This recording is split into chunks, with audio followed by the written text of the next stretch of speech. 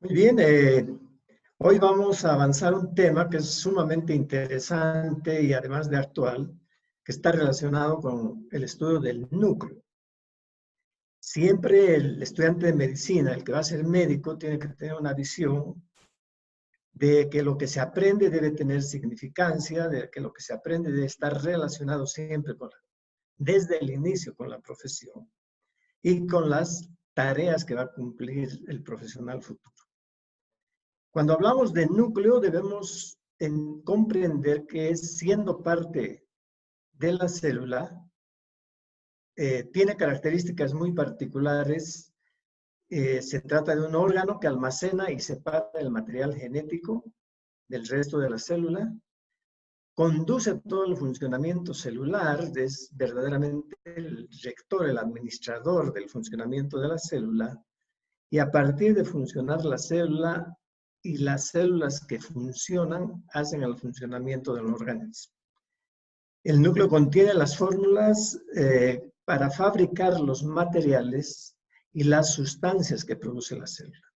Es decir, están las verdaderas recetas para que la célula funcione y produzca todo lo que le corresponde realizar. Asimismo, dirige e interviene en la división celular, que es el mecanismo por el que la célula se divide para dar lugar a células hijas.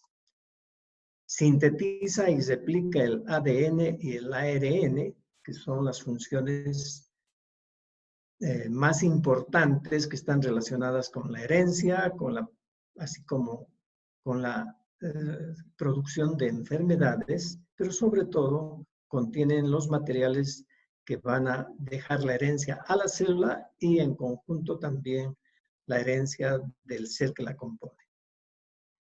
Este es el núcleo, como ven ustedes, de azul. La célula está de verde. Se estima que el núcleo, en características generales, es esférico, como una célula esférica, pero esto es esquemático. Este núcleo, que puede ser más o menos 1/3 del volumen total de la célula, tiene ciertas características como son la forma, el tamaño, el número e incluso la ubicación dentro de la célula.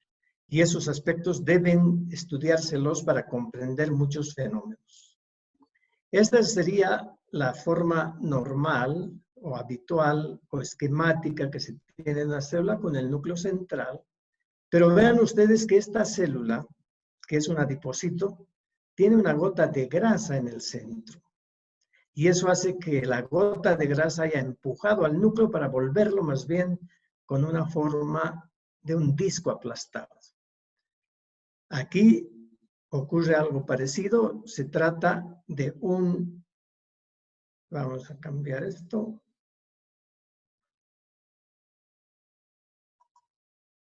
En este caso se trata de una célula, como ven ustedes, que tapiza un capilar sanguíneo. Es una célula planita que, vista de lado, muestra un núcleo también aplastado, aplanado.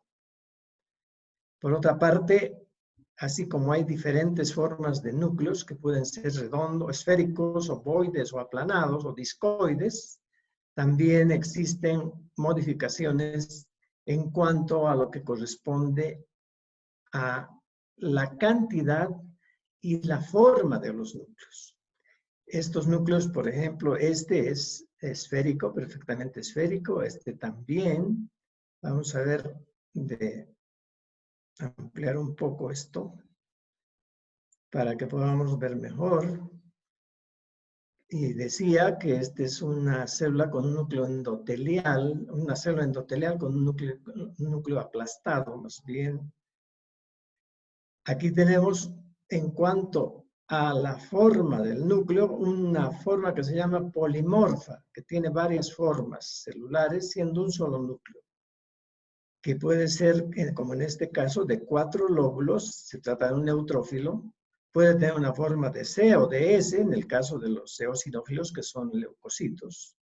O también tener formas más diversas, como esta que se reconoce que tiene una forma casi como un cerebro, o esta que es polimorfa también, Eso en cuanto a las formas de los núcleos que están relacionadas con la forma de la célula, con la función que van a cumplir. En cuanto al número, si bien tradicionalmente se considera que de cada célula tiene un núcleo, hay razones, tanto morfológicas y funcionales, por las que el núcleo puede ser más de uno.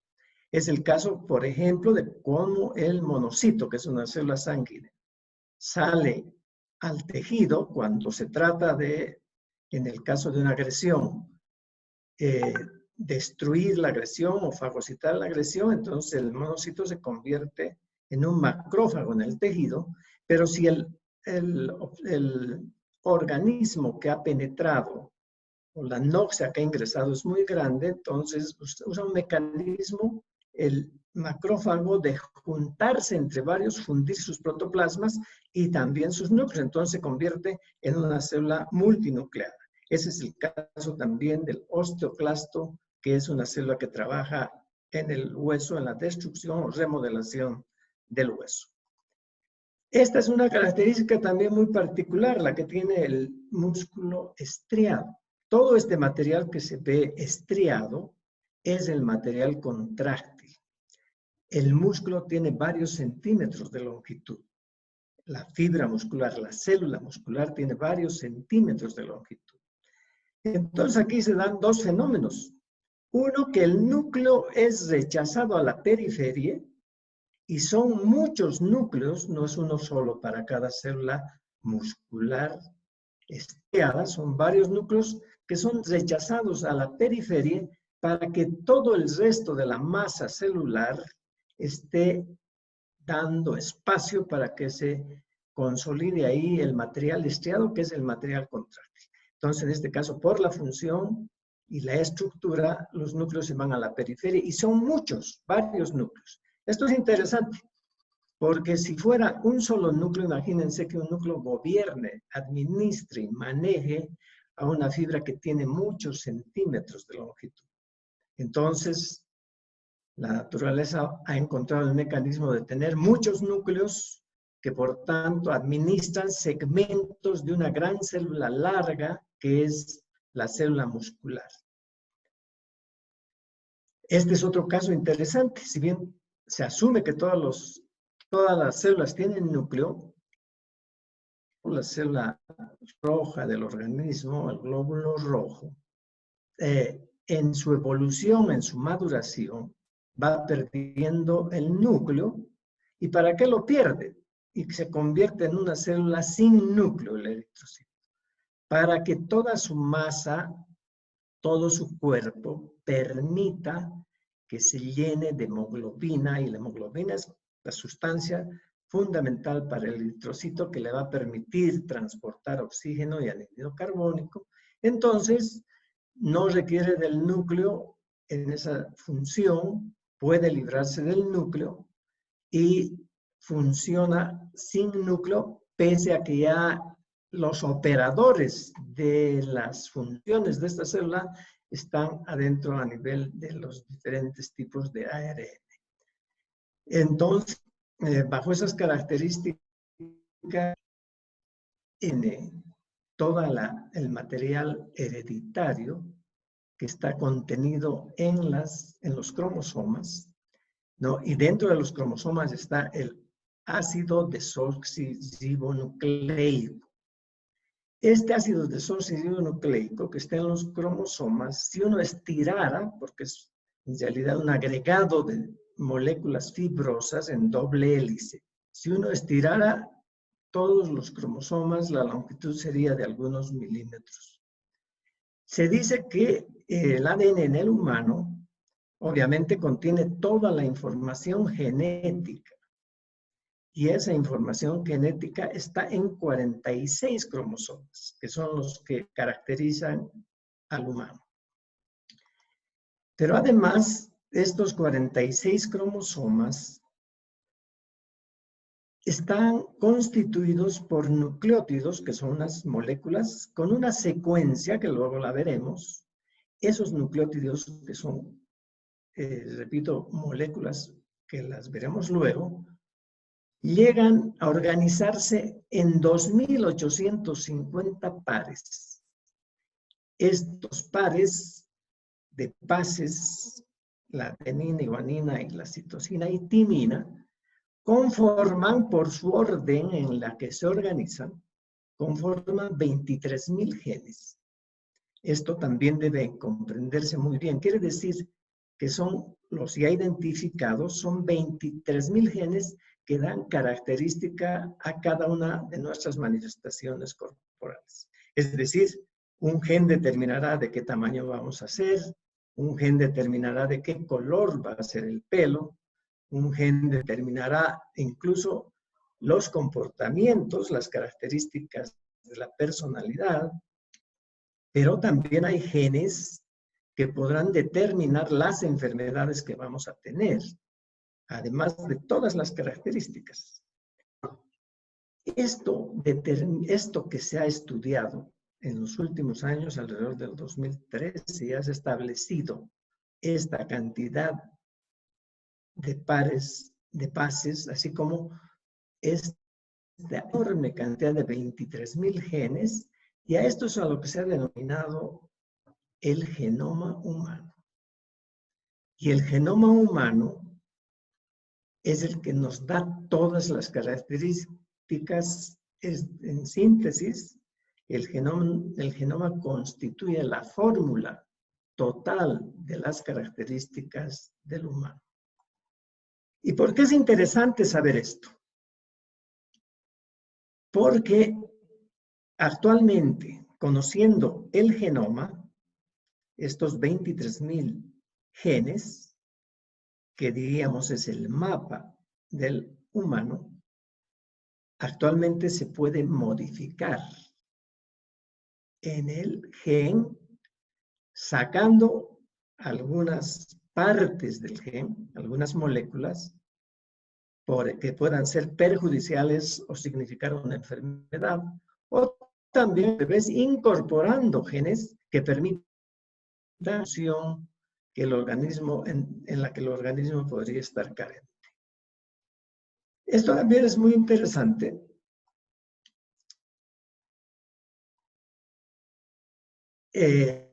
Comprender, este es el núcleo, se pueden ver perfectamente los poros nucleares, esta es la membrana nuclear, se llama también nucleolema, y este es el plasma nuclear, si quieren, y se denomina nucleoplasma.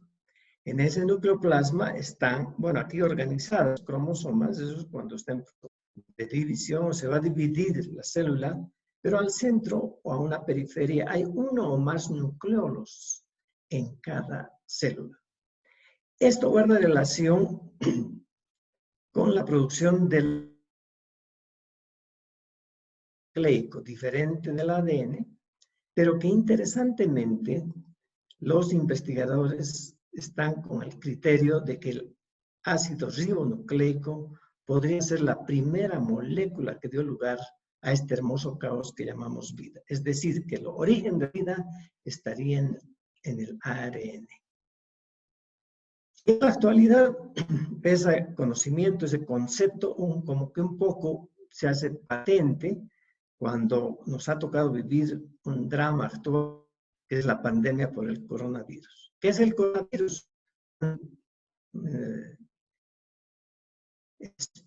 Lo van con ustedes, pero anticiparé que en realidad se trata de ARN, un ARN dentro de la célula y que a la célula le hace funcionar para replicarse este virus dentro de la célula. Eso por ahora. Bueno, y a todo esto, si ya conocemos el núcleo morfológico y histológicamente, ¿cuál es la razón por la que tengamos que estudiarlo?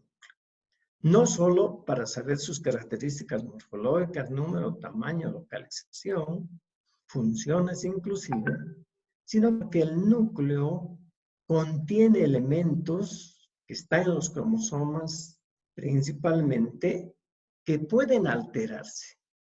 Y entonces la significancia de aprender qué es el núcleo y sus características está relacionado también porque allí pueden producirse cuadros patológicos, pueden producirse estados de enfermedad, como este caso.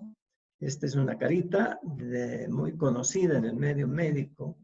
En algún tiempo se los llamaba molcolitos. Son niños con un síndrome que se llama el síndrome de Down. Por eso lo he traído como ejemplo. Y el síndrome de Down es una primera alteración en los cromosomas. Por tanto, es una enfermedad de los cromosomas o una alteración de los cromosomas que tiene manifestaciones corporales, mentales, etcétera, etcétera. Normalmente nosotros tenemos 23 pares de cromosomas, porque los cromosomas vienen por pares, 23 pares.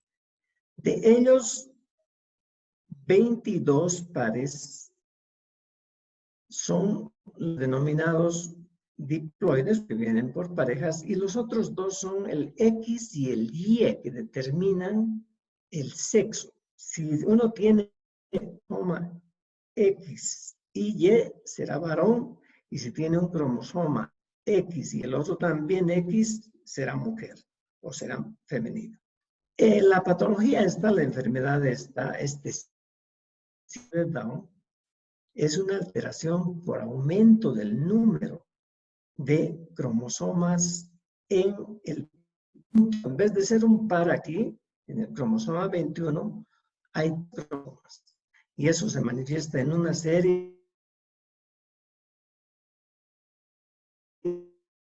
de características, pero otro síndrome es el denominado síndrome Turner o de Turner. Aquí lo que ha pasado es que falta un cromosoma. En vez de haber X y X para ser femenino este organismo, al faltarle un cromosoma, uno de sus X que debía estar, constituye el síndrome de Turner, que se caracteriza, diríamos, porque tiene varios trastornos y varias manifestaciones corporales. Da hipotiroidismo, el tórax es amplio, hay infertilidad, hay abundantes lunares, alteraciones en el sistema linfático y una serie de otros trastornos, como los problemas cardíacos. Entonces, este es un síndrome de Turner que se produce por la falta de un cromosoma. O este otro caso, en el que más bien hay un exceso de cromosoma en el par sexual, donde debía haber XX, se agrega una Y más. ¿Cuál es la característica de estas personas con este síndrome que se llama de Klinefelter? Pues la característica es de diversos trastornos. Diríamos que es un varón, más o menos, con características de mujer corporal, porque tiene hombros estrechos, tiene caderas un poco amplias, tiene mamas medianamente desarrolladas, pero tiene además una distribución del vello pubiano como de mujer y tiene testículos pequeños. Este es el denominado síndrome de Klinefelter, producto de que a XX se ha agregado en Y. Además de los trastornos cromosómicos, también se producen trastornos en los genes, es decir, pueden haber enfermedades que ya vienen hereditariamente en los genes alterados. Un gen presente puede producir una enfermedad. Durante el embarazo puede producirse por efecto de algún medicamento, modificaciones genéticas que después se manifiestan en alteraciones corporales, en malformaciones. Pero lo más interesante es que en los genes están viniendo no solo los caracteres normales de cada persona que se los hereda, tanto del padre como de la madre, pero también en ese genoma que hemos señalado, por eso es importante comprender lo del genoma. En ese mapa, en ese conglomerado de 23,000 genes, también vienen genes que pueden determinar que una persona vaya a tener determinadas enfermedades. Se considera que el cáncer, por ejemplo, es una enfermedad o son enfermedades que pueden tener una base genética en muchos de los casos. Es decir, hay personas que ya vienen con genes que van a llevarlos a desarrollar determinados tipos de cáncer. Y otra serie de genes que también pueden ser presencia de enfermedad. Por ejemplo, para la artritis reumatoide, tenemos también el mismo caso para la diabetes. Entonces, lo importante es comprender que con los genes que vienen en nuestra herencia, pueden haber también genes malos. Actualmente, la genética se constituye en el cuerpo mayor de la medicina actual. Porque si bien la genética con el genoma nos establece exactamente la composición hereditaria y estructural, lo interesante en la actualidad es que se puede hacer una terapia sobre esos genes. Es decir, y este es un simbolismo muy bonito, quitar a lo mejor un gen que es dañino, que puede estar ocasionando una enfermedad, y evitar que se manifieste esa enfermedad, o por el contrario, incorporar también algunos genes que puedan generar una función que estaba deficitaria en las personas. Entonces, este conjunto de aspectos que hay enfermedades en los cromosomas, que hay enfermedades que se heredan y que afectan a los genes, o que hay trastornos relacionados con tóxicos que pueden hacer cambios en los genes durante la gestación, o el entender que ya en el mapa genético, en el genoma que tenemos, se puede establecer qué posibles enfermedades nos pueden llegar y de las que podríamos en el futuro librarnos, y actualmente ya con intervenciones sobre esos genes. Ese es el detalle más importante del estudio de los genes y de la genética, porque es en el futuro y ya en lo presente significa uno de los grandes troncos de la medicina actual que van de la mano con la inmunología y también con el gran desarrollo tecnológico. Entonces, el médico del futuro va a tener que manejarse respecto a lo genético, va a tener que manejarse respecto a un alto conocimiento inmunológico y también al uso de tecnologías. El médico del futuro va a tener que usar inevitablemente tecnología, tanto para intervenciones quirúrgicas, por ejemplo, y ahora ya se habla de la robótica, es decir, el médico maneja robots, maneja instrumentos de alta tecnología para hacer muchas de sus actividades. Entonces, seguramente, esa va a ser la tecnología más importante del futuro. En teoría, certero, se va a poder retirar a la gente que está causando problemas en la manifestación genética, como por ejemplo evitar cánceres. Bien, hasta aquí yo quisiera pedirles que puedan hacer una toma de esta diapositiva, si les es posible, porque he puesto dos direcciones para que puedan complementar su estudio sobre el ADN, que es absolutamente importante, ¿no? Sobre el ARN, que ahora está de moda, y sobre el COVID, que es la pandemia que ahora nos está azotando. Entonces, recomiendo que se puedan ver estos dos videos. Vamos a irnos a otra presentación. Muy bien, ahora vamos a utilizar unas diapositivas que parten de un libro que tiene unos videos y unas presentaciones que a mí me parecen muy interesantes y muy gráficas. Aquí vemos núcleos, es una célula binucleada y aquí están sus dos núcleos, que además tienen también sus nucleolos, su membrana nuclear, su nucleoplasma y podemos observar, si aumentamos un poco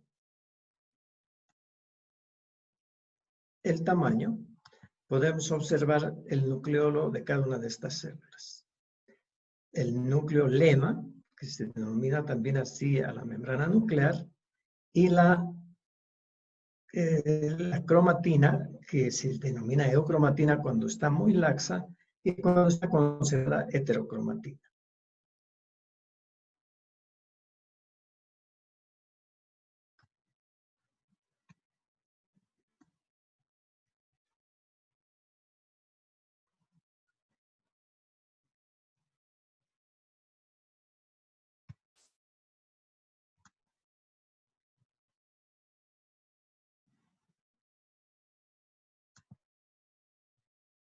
Aquí tenemos nuevamente una presentación de un núcleo con microscopio electrónico.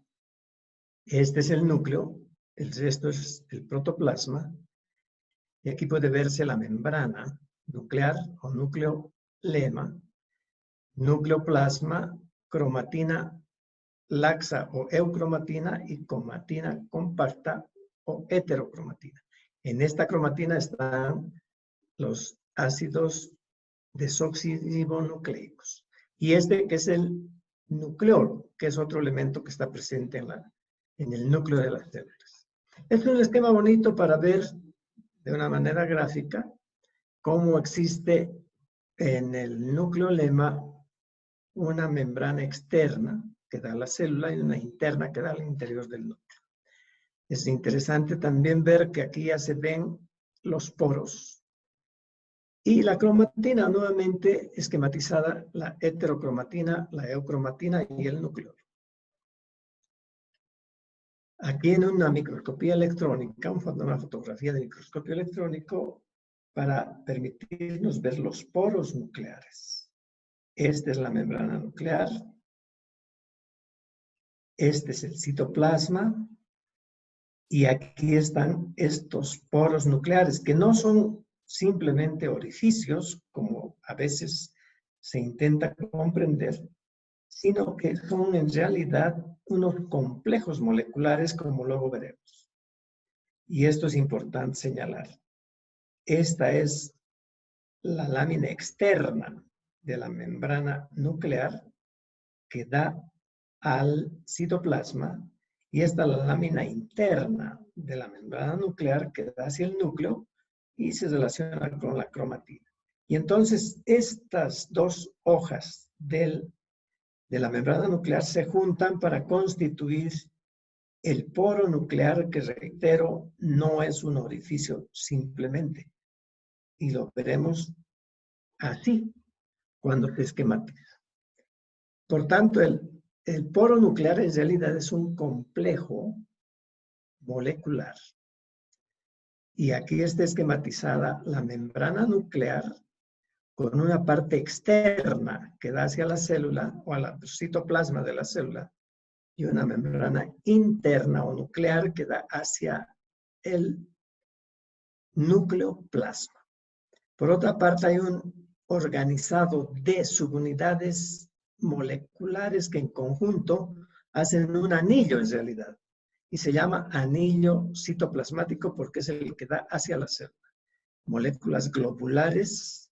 Y hacia el núcleo hay otro anillo que se llama anillo nucleoplasmático o nucleoplásmico, que es un ordenado de moléculas globulares también. La citoplásmica y la nucleoplásmica se juntan por un elemento que se denomina también molecular, escafoide. Para que ingresen o salgan sustancias del núcleo, aquí existe un agregado también, un ordenado de moléculas que se denominan unidades o subunidades transportadoras. Quiere decir que no hay una libre paso de las sustancias de la célula hacia el núcleo, al interior del núcleo, ni la salida de sustancias del interior del núcleo hacia la célula, que es una acción dinámica constante.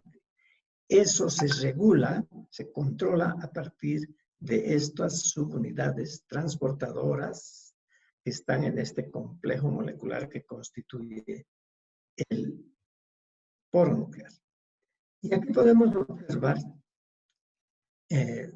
cómo se organiza un cromosoma. Aquí están las unidades más pequeñas, que son de ácido desoxirribonucleico, en doble hélice. Estas que se ven de color son las bases de adenina y guanina, citosina y timina, que se ordenan y se alternan y se organizan para constituir los 23,000 genes de los que habíamos hablado anteriormente. Entonces, estos se van empaquetando en este esquema. Se empaquetan para hacerse cada vez más compactos, hasta organizarse en un cromosoma. Esto es importante comprender, porque luego de esa estructuración en el humano, para cada ser vivo existe una estructura cromosómica particular. En el humano contamos con 23 pares de cromosomas. 22 en realidad son los somáticos y 2 asexuales. Estos 22 pares, en conjunto harían 44 cromosomas, vienen, repito, en pares. Y aquí está, en todo este conglomerado de cromosomas, están los 23,000 genes que ha establecido el genoma humano. Y aquí hay un cromosoma, que estos dos son los cromosomas sexuales, el X y el Y. Si hay X y Y, el individuo es varón. Si hay 2X, se tratará de una mujer. Esto también es interesante entender, que esta es la normalidad, pero que aquí pueden producirse alteraciones tanto en el número de los cromosomas, pueden producirse pueden aparecer casos de más cromosomas o menos cromosomas. Puede ocurrir que parte de un cromosoma se vaya a constituir parte del conjunto de otro cromosoma, se llama translocación. Y en fin, alteraciones que después se manifiestan en cuadros patológicos o enfermedades o alteraciones, como lo habíamos señalado anteriormente. Y bien, una otra importante función del núcleo es participar en la división celular. Así lo habíamos dicho. Y la división celular, en realidad, es una fase del ciclo celular. Cada célula, diríamos que nace, se reproduce y muere. En este caso, el ciclo celular tiene estos componentes: una fase grande, que es la interfaz, en la que no existe, hay en reposo en la célula, y una fase que se denomina de división o mitosis.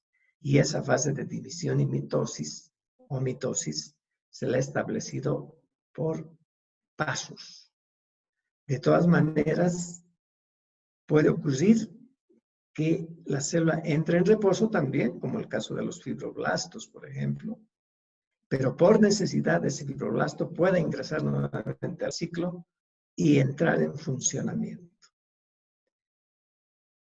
Lo importante es comprender entonces que la célula, dentro de sus funciones, y para esto el núcleo es el determinante, debe dividirse o puede dividirse, aunque existen células que en toda su vida no se dividen más como las células del tejido nervioso. Aquí podemos ver diferentes estadios de la división: metafase, anafase, profase, que se los ve mejor en un otro esquema. Aquí está. Por ejemplo, esta es una fase de la anafase, en la que ya se han organizado conjuntos de cromosomas hijas, 2 conjuntos. Es decir, ya casi está terminando la división, se va a dividir las células, se va a reorganizar el núcleo y tendremos 2 células hijas. Esta es una bonita microfotografía electrónica con una preparación especial de inmunohistoquimia que permite ver, vean ustedes, los centriolos con los filamentos y los cromosomas que se están organizando en una mitosis temprana. ¿Cuáles son entonces los momentos por los que pasa la célula para dividirse? Interfaz, que es el momento en que no hay división. Profase, que fase en la que los cromosomas empiezan a organizarse, y aquí están perdón, estos son los nucleolos más bien. Luego, los cromosomas ya están organizándose y se sueltan dentro de la célula. El núcleo pierde su membrana, los cromosomas salen, y estos organitos, que son los centriolos, un par, se colocan en los poros, los cromosomas se dividen, se ordenan en el centro de la célula ecuatorial, se organizan en pares ya divididos, un conjunto se va hacia un polo guiados por los filamentos y el otro par se va hacia el otro polo para ya constituir la siguiente, que será una célula hija, o dos células hijas más bien de cada célula, con el mismo número de cromosomas y la misma carga genética. Es decir, dará lugar a dos células exactamente iguales, constituyendo lo que se denomina mitosis o división celular. Aquí puede verse también, ya al terminar de una mitosis, aquí está el conjunto de cromosomas hijos, el otro conjunto de cromosomas hijos, ya se está dividiendo el núcleo para dar lugar a dos núcleos hijos y luego se dividirá la célula misma y tendremos dos células hijas. Hay otro fenómeno que se produce en las células relacionadas con la reproducción. Estas células pasan por una fase que se denomina meiosis, y que está relacionada con la disminución, de una manera sintética diríamos, con la disminución del número de cromosomas. Habíamos dicho que normalmente tenemos 44 cromosomas más XY haciendo 46. Debemos anticipar en señalar que el óvulo y el espermatozoide contienen solo 23 cromosomas cada uno de ellos. Entonces, para que se produzca esa reducción del número de cromosomas y que cada componente masculino participe con 23 y el femenino con otros 23 cromosomas y en conjunto hagan los 46 que darán lugar al individuo, es que hay una fase inicial en las células sexuales que están o en el ovario en la mujer, o en los testículos, en los tubos seminíferos en el hombre, en sitios donde se van a producir fenómenos denominados meiosis, que consisten, reitero, en la reducción a la mitad de los cromosomas, pero que en esa mitad llevan todo el componente genético del progenitor varón, que aporta con la mitad de los cromosomas, y de la progenitora mujer, que aporta con la otra mitad de cromosomas, para dar lugar a los 46 que darán lugar finalmente al individuo con los 46 cromosomas. Ese fenómeno denominado mitosis y ahora meiosis lo vamos a ver mejor en una filmación, un video que nos permitirá ver dinámicamente esto. Porque si bien se establecen fases, hay que comprender que todo el proceso es un continuo, ¿no? Que es un continuo que no existe prácticamente una división absoluta en fases. Y ese continuo da lugar al producto que estamos señalando. Este es el video que yo quiero compartir con ustedes, que van a ver, que permite conocer con certeza todo lo que pasa en cuanto a la mitosis y en cuanto a la meiosis.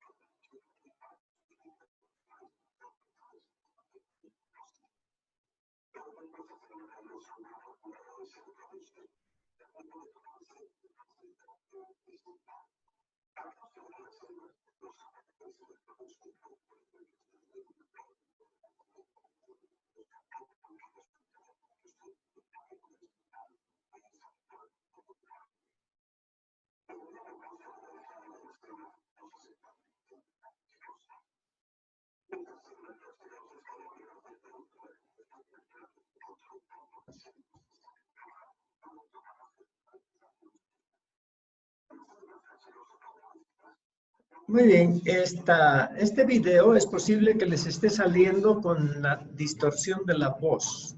Así que lo vamos a compartir, brindándoles a todos ustedes el link que les va a permitir ver en mejores condiciones, sobre todo auditivas, el video este.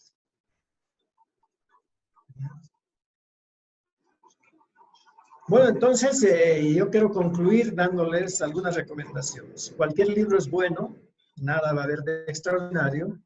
En segundo lugar, tomen en cuenta los links que les he enviado y les voy a enviar también el link de este video último que permitirá complementar mejor el aprendizaje para la mitosis y la meiosis.